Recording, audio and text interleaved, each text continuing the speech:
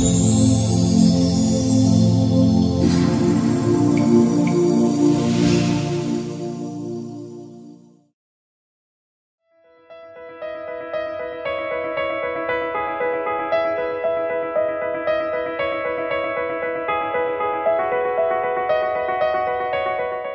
really pleased to be here at the World Sense of Place Summit, which I think is an important event for cities everywhere, but particularly for cities in Malaysia. I want to go through with you some new ideas in city making, which I think are quite important from my perspective. So let's take a closer look at that. I think really it's 1 minute to midnight nearly, because we've built cities in a way which are disappointing for most people. And what we have to try and do in thinking about cities is obviously to make them economically efficient and add value, but we also need to create them in such a way that they add values simultaneously. Very easy to say, but what that's about is having some ethical principles that are helped by your economic growth of the cities as well. One of the things I've noticed in time is that the cities we love, we cannot build anymore because the economic dynamics pushes us into a completely different direction. So it becomes incredibly difficult to do what we really want. And these words here you can see on the screen: walkable, friendly, vibrant, attractive cities. It's all very easy to talk about this thing with richly designed places and so on, but that's what we can't really build anymore. And I think there are some timeless principles that are both cross-cultural but also true through time. And if you were talking about 5 things that make great cities, livable, creative cities, you would have to say the first is having some sense of memory, history, just something that is familiar, that you might call home, that really anchors people in their place. So memory will be different in every different city. In Malaysia it will be different from Italy, and so on. The second point is really having a place which is about possibility. This is the Singapore National Library, which has a possibility room. But what I'm really saying, it's a can-do city. Then, of course, great cities build bridges between different communities. And these communities, obviously, in some way or another, have to live together. The fourth element I would say that is important is the capacity to self-improve in some way, to be able to self-realize yourself. And finally, you need some sort of moments of inspiration. This picture here is the Venice Biennale. I'm not saying you do that. And it may be something that is spiritual in some other way, that lifts you up from the normal. So those are 5 key things that I think are incredibly important. But it really takes moral courage to make this happen. Easy to say, but difficult to do. And I think one of the next steps for creative city making and developing a sense of place is that you deal with wicked problems in a co-created way. That's really about dealing with problems that you don't know what the answer is, but you have to address. And it's not just 1 + 1 = 2. It may be a drug problem in a very poor area that you have to deal with in some way, but you don't really know the answer. And that's the area of creativity that we're talking about. And here are some images from the Shanghai Expo, and really there, everybody was thinking about the future of cities. How does nature blend into the city? What sort of city do we want to create? And they were really talking a lot about the fact that we don't really have a proper ideal. We don't dare to have a real sense of where we want to go. Now, I think there are 3 types of city. The hardware city, which is the one that most of us have built. KL, you're being very ambitious, but a lot of it's about roads and hardware. That may work in the daytime when there are not many cars around, but it's very rigid as an idea, and it focuses more on the physical rather than what it feels like. And this is why you end up with sort of environments like the one I'm showing you now, which are completely soulless and obviously make you feel unhappy. And that's an old model of thinking. I know as you've developed as a country, you've thought that that was the most important thing, but perhaps it's not. And what's interesting, this is a picture of Paris, is occasionally people try to put some public art in front of the building. And remember, it's usually red public art. Probably 50% of public art happens to be red. I don't know why. Or the other image people have in their mind often is Dubai. Dubai, the images are always green and so on.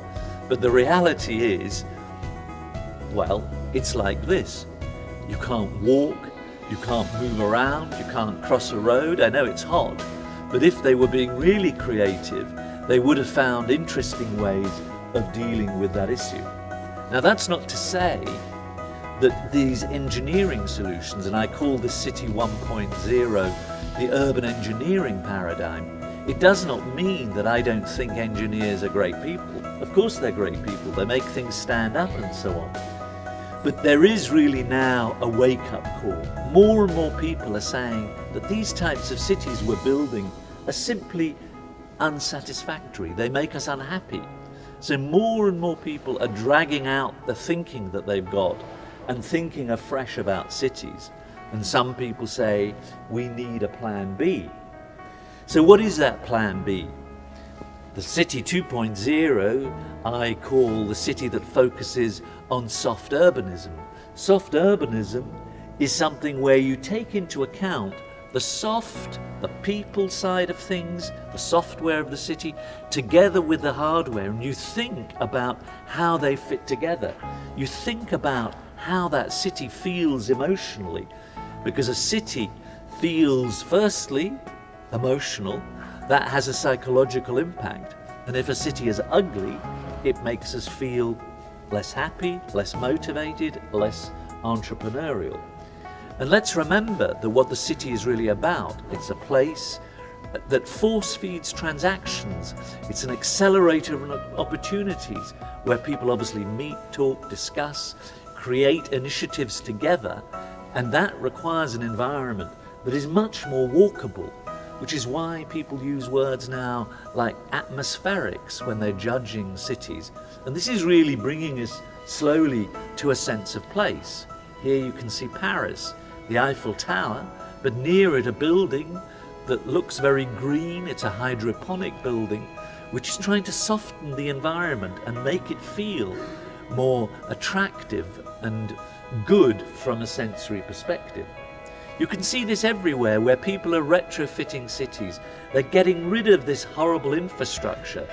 You know, the Big Dig in Boston, in Cologne in Germany they're doing it, and Aarhus in Denmark, Chungcheong in Seoul. Everywhere they're getting rid of old infrastructure, like here too in Chicago, and making the city feel completely different. This is Millennium Park that many of you will know. Or here, the High Line in New York. Places are being reconstructed around the pedestrian, the person, more focused on transport-oriented development, rather than having the paradigm of the car as everything. Which is why in New York, for example, we showed the High Line, Mayor Bloomberg has got rid of many lanes of cars and just put chairs in the street in order to allow people to recapture and perhaps reclaim the city for themselves. Now, part of that whole City 2.0 is also obviously using star architects, and I think I like the Petronas Towers very much. So when done well, obviously that contributes to the city.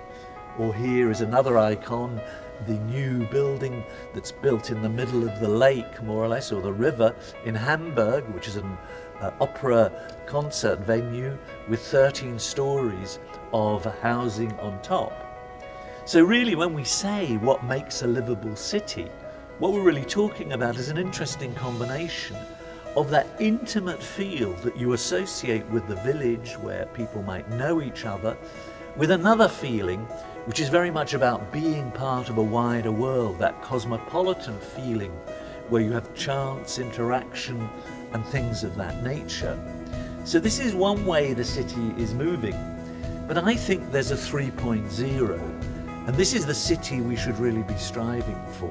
And in this city, sense of place, identity, distinctiveness are absolutely central to everything that's happening. Now, if you look at the old model of thinking, and this is just a schematic way of looking at the way industry worked, there was one idea, one distributor, one person delivering products to households and so on. And you contrast it with a new way of looking at things, which is lots of smaller entities forming alliances, doing small things that together become quite large, which are distributed again in alliances, in structures and so on, coming to households. Now, if you compare these two images, that's the difference between the old type of city and the new type of city that we have to really assess, because this requires a different form of city. It requires third spaces, spaces where people come in order to have their office in a cafe or a tea house or something like that. Very different from the old model of thinking. And this is part of the here-there phenomenon. People obviously using mobiles to be connected to the world, but also anchored, sitting in a place like here in Amsterdam. These two guys are transacting and working in a container, in fact. So this is all part of the pop-up culture, a society that's in some ways much more flexible and less rigid with the way it goes about its business. And you can even see, like here, this German invention of a movable office, which you can just take around with you, a bit like having a dog on a leash. And it's part of the more nomadic culture that we have. And that's partly based on new business models like open source. It's based on an idea that we were much more open, more connected, open to new ideas, where foreigners and indigenous people connect and trade and do things together. So let's look at something which I think is quite important, which is what is the next sort of urbanism that we need where sense of place is central. Urbanism is the dynamics of cities and how it works. And to be an urbanity is the qualities of being an urbanite. Now, there's something that I've talked about a lot, which I call civic urbanity, which was a sort of European city ideal. And I wonder whether some elements of it are really part of a global role model.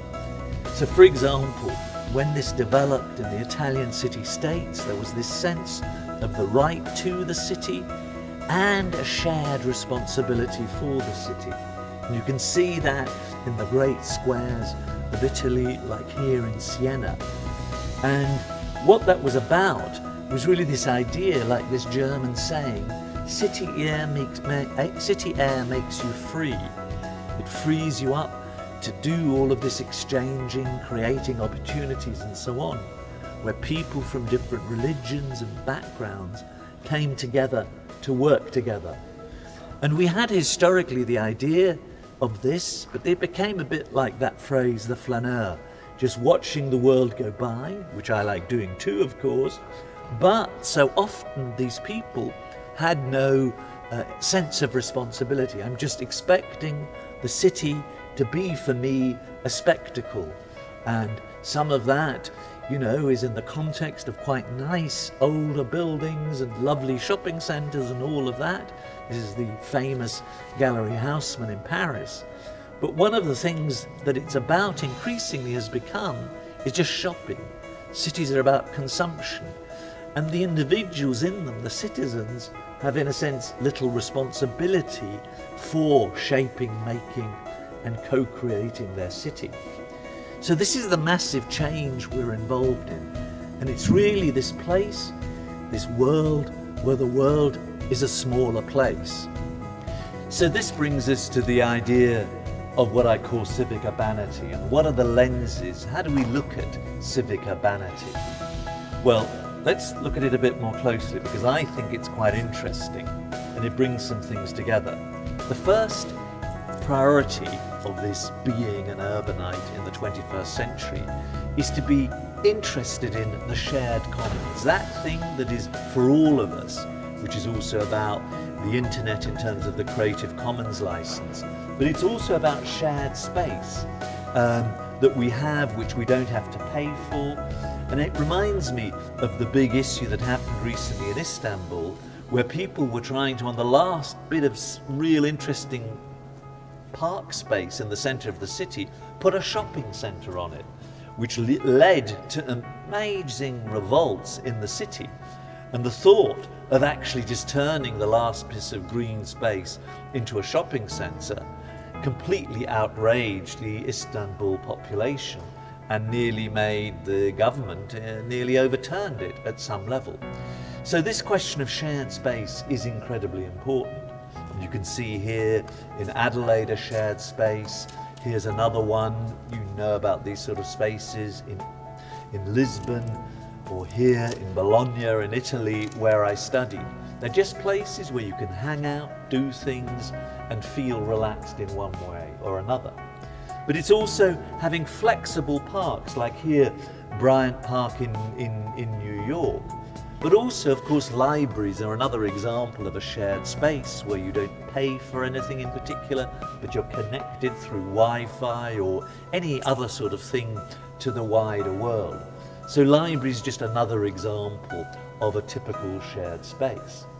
The second priority of being a real good urbanite in the 21st century is the idea of, I suppose, cultural literacy, understanding what it means to be really intercultural, to cross boundaries and borders, because that is the essence of what a city is.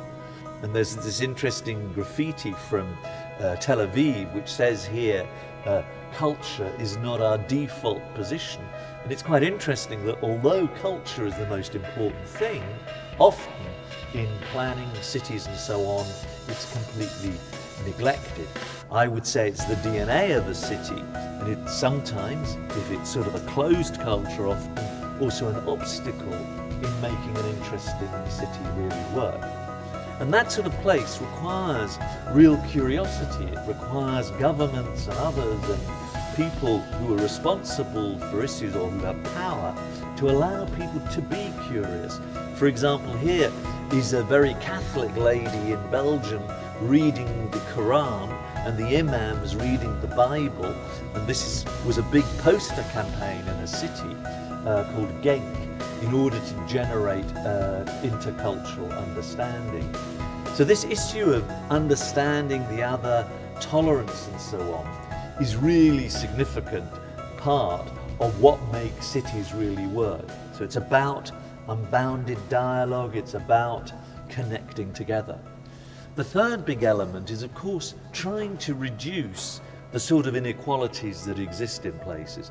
If the gaps between rich and poor are too great, like you can see here in this image from Sao Paulo, you tend to create a sense of instability which ultimately has an impact. And if you don't deal with it, you find that in fact all you get is gated communities. And it's very interesting to look at those cities that are seen as most innovative, most productive, most wealthy.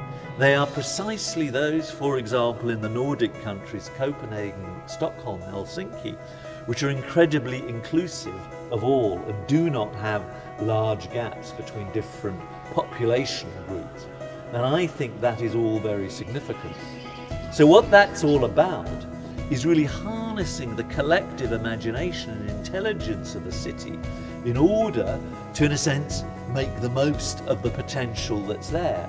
Because often people, obviously, from less privileged backgrounds can equally be just as intelligent or make just as much a contribution than other people. So really, I don't know why I've got this slide here, it's a graffiti, it just looks quite good, it says capitalism is chaos, but what it really means, I think, is actually just letting the market rule isn't necessarily the thing that helps create that harmonious balance between richer and poorer people.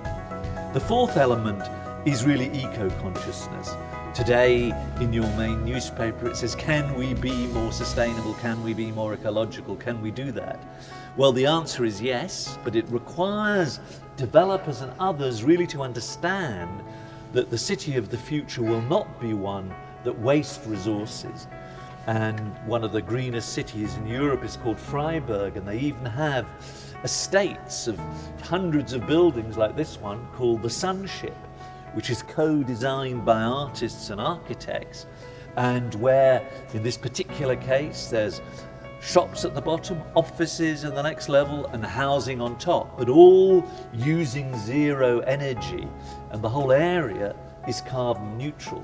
And it looks a bit like this in the surroundings of it. It's all a bit green and so on. Or here, Malmö Western Harbour, which again has the icon with Calatrava. It's carbon neutral, but in these buildings that you can see here, this housing, rich and poor people, or less poor people, live together in relative harmony, but they haven't tried to just only make it purely for people who are very wealthy. But most importantly, when you look around the area, you can see how this operates, why this place is carbon neutral. There isn't a big sign which says be green. Just looking closely, you understand immediately how it works. Or here in Chicago, on the roof of the municipality's building, there are beehives and things like that, and you can buy council honey. Now that, of course, is quite symbolic that you can do that. And it's just sending out messages that this is a place that is really trying to be green. Or this project in London called Bedside, which just looks and feels completely different, but has been built on ecological principles. The fifth element is this whole idea of healthy urban planning, and this is a picture of Copenhagen, the bicycle city of Europe. And again, all that's saying really is, whenever we think of planning, anything we're doing, we should ask ourselves the question, is it making us healthy? And the classic way of building cities certainly doesn't tend to make us healthy. Because as this cover of The Economist shows, the less we have walkable places, the more weight we put on. And I saw this recently in America. I will not tell you the city. I just saw this sign with fat burger. Okay, this is the burger that makes you fat. But then I saw this sign that says National Walking Day. And I thought, that's great. Americans, not normally known for wanting to walk, they're walking. They've got a National Walking Day. But what did I discover? All it was a machine for walking, because the city itself was completely unwalkable. And that, of course, is the opposite of the future sort of cities we've got. But healthy urban planning is also about the mental thing. What does a building feel like when you touch it and look at it? This is a building which is a courthouse in a Canadian city. And it's the sort of place where the building says you are guilty before you're proved innocent because of the way it looks. Whereas this is the courthouse in Adelaide, which has pictures inside of it and all of that, feels completely different. So healthy urban planning is also about how things mentally feel when you're looking at it. Which brings me to the next point, which is about the aesthetic responsibility of developers. Developers often think, oh, I'm going to build this thing, and I see all these ads in the Malaysian papers saying, we're building these fantastic things. In reality, they all look the same. But what I'm really saying to the development world is what you're building future heritage? Is it so wonderful that in time we think this is worth preserving into the future? And here's an interesting building. It was voted the worst and the best city building in Helsinki. And this is because it's by their famous icon, Alvar Aalto. Now, I don't mind that it was voted the best and the worst, because at least we're having a conversation about what this city is about. We're having a conversation about how good it looks. Or here in Albania, Tirana, where there are all these grey buildings, and the mayor said, let's paint them. So at least here you see which direction the airport is. Or here's another example. I'm just using colour for the moment, from Brisbane, Australia. And then we need creative city making, which I normally talk about. And in one sentence, creative city making is basically creating the conditions where people can think, plan, and act with imagination and harness the imagination that people have. Now, it's not for the first time that cities are being created. Historically they were. This is Florence. This happens to be the cathedral inside. When that was built 500 years ago, of course that was creative. The only difference is that today we're self-consciously saying that cities should be creative because that they see as a resource is another example of creativity. The Sagrada Familia in Barcelona. But basically seeing and understanding creativity as a currency is really important. Now when I say creative, I don't mean we're creative and open every second of the day, but we're more inclined to be open, more inclined to know when to close off and when to open out. But in general, one is more open. So a creative city is a place which finds imaginative solutions and opportunities to problems and so on. And finally on this, really, in order to make this work, this good city that has this sense of place, we really need to reconsider the whole incentives and regulations regime. This doesn't happen easily. It requires co-creating much more with citizen groups and other stakeholders, really working together in interesting ways. And the results, I believe, and we can see it in the cities that are successful, is they're more harmonious, they're more balanced, there's more trust in those cities. These cities are wealthier, they generate more income, they attract more talent, and so on. So finally, how do you measure all of this? And here I'll just highlight something we've been doing in a number of cities around the world. And there are 10 key areas you have to look at. The first is, what's your political public framework like? Is it one where you can see, I don't know, the encouragement of incentives so that people can do interesting things? Is there an element of flexibility in the public administration? Secondly, we assess then, what's the level of distinctiveness? Is that well expressed in the city? Thirdly, as I've already discussed a lot, how open is the city? In general, I'm not saying it should be open 24/7, but it should be more open than closed.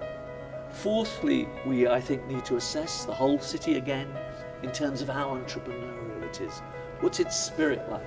Is there also not only private entrepreneurship, community entrepreneurship, but also public entrepreneurship, something I call civic creativity, solving problems in interesting ways.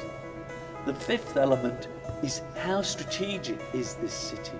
How agile? Has it got a story of where this city wants to go?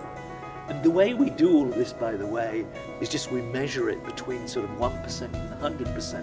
And obviously the aim is for each city to punch above the expected result you would think it might get. The sixth area that's important is about the learning landscape. Not only universities and schools, but also can one develop professionally in all sorts of other ways. Is that good or is it bad? Do the universities collaborate? Is there collaboration with abroad and so on? How well is that doing? And then, how well is the city connected? Does it communicate with each other? This is the big problem of cities. Everybody works in their silos. The public sector works in its own way, the private sector. Within the public sector, these baronies, these fiefdoms, which do not connect. And that lack of connection wastes money and wastes resources and is known to reduce the capacity of cities to work well. So it's connection in that sense, but also connection in a sense of connected to the world through rail and things like that, which have obviously in KL, for example, work quite well, and also air connections and so on.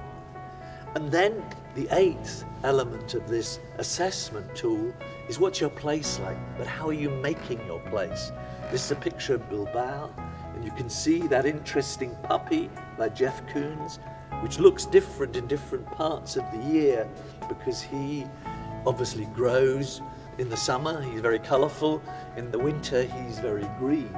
has less flowers. It's just a very clever way of making the city feel sensual, and in this case has created a little mini icon that the citizens of Bilbao love. And then more or less finally, livability. This is what people normally look at, which is about hospital facilities, parks, resources like that, and so on. And of course one wants that to be there, as well as a place being affordable. And again, these divisions between rich and poor not being too strong. And finally, we always look at professionalism. How is all this fitting together? Do people, in a sense, deliver on their promise? Do they walk the talk? So that assessment tool may be quite useful for you to thinking through how your cities works and how well it could be doing. And all of that together generates a platform which I think should be, I call it a creativity platform, but it's basically about trying to leverage more out of less and moving away from the silo, moving away from the box, making bridges, trying to connect, and then importantly, thinking more about the city as a project rather than the individual project. Because if you think of the city as a project, you look at the capital investment in a different way. If you're looking at an individual project, it might make money, but it might lose capital in terms of heritage capital, I don't know, social capital and so on. So if you looked at it comprehensively, you would say it's making a loss, even though some people think it makes a profit. Because when you look at something from a holistic, whole city perspective, you have to take all of these points together with a balanced view. Thank you very much.